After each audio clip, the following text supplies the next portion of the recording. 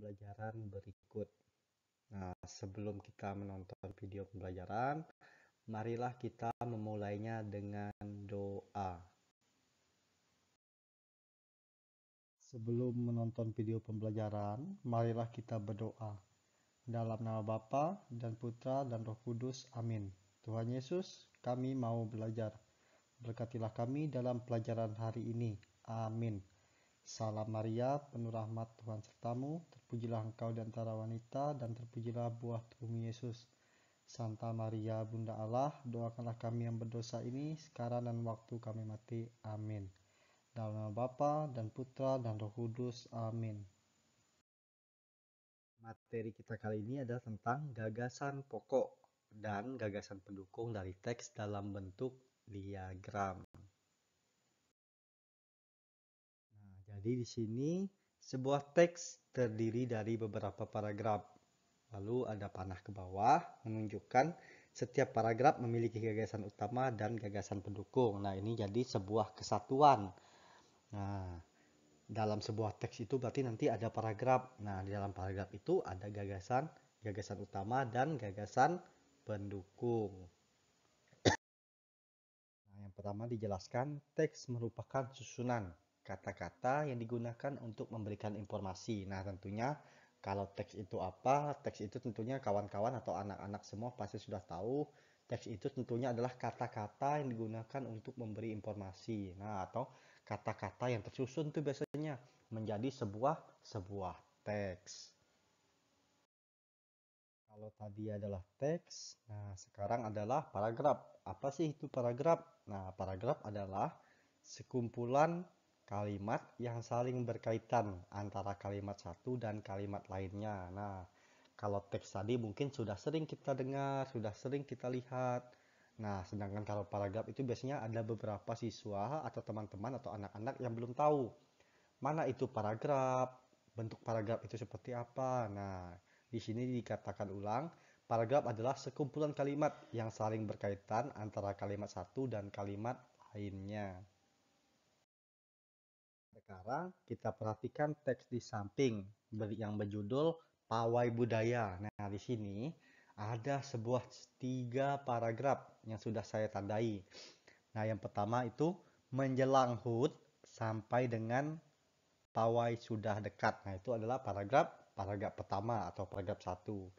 Paragraf keduanya dimulai dari setiap peserta berbaris hingga di urutan terakhir. Yang ketiga atau paragraf terakhir dimulai dari Dondo dan teman-temannya. Nah, itu sampai ke bawah. Nah, jadi dari teks ini itu terdapat 3 paragraf. Nah, inilah yang dinamakan paragraf. Kalau mau melihat paragraf itu ada tandanya tuh tulisannya sedikit masuk ke dalam. Nah, itu adalah gambaran dari sebuah paragraf. Gagasan pokok biasanya terletak pada kalimat pertama dalam sebuah paragraf. Nah, jadi yang kita lihat tadi itu ada 3 paragraf tuh. Kalau mau mencari gagasan pokok, kita lihat tuh di awal-awal paragraf dari ketiga paragraf tadi. Nah, biasanya disitulah terletak yang namanya gagasan pokok. Nah, kali ini kita ada 4 langkah, yaitu bagaimana cara menentukan gagasan pokok dan gagasan pendukung dalam diagram. Nah, di sini ada 4. Yang pertama, bacalah setiap paragraf dalam teks dengan sesama.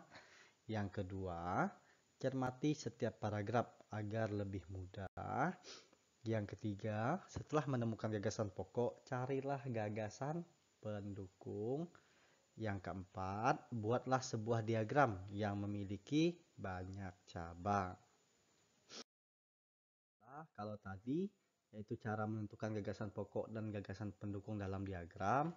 Sekarang, bagaimana cara membuat ringkasan dari teks? Nah, tentunya kalau kita mau membuat ringkasan dari teks, tentunya mempunyai langkah-langkah. Nah, berikut langkah-langkah dari cara membuat ringkasan dari teks.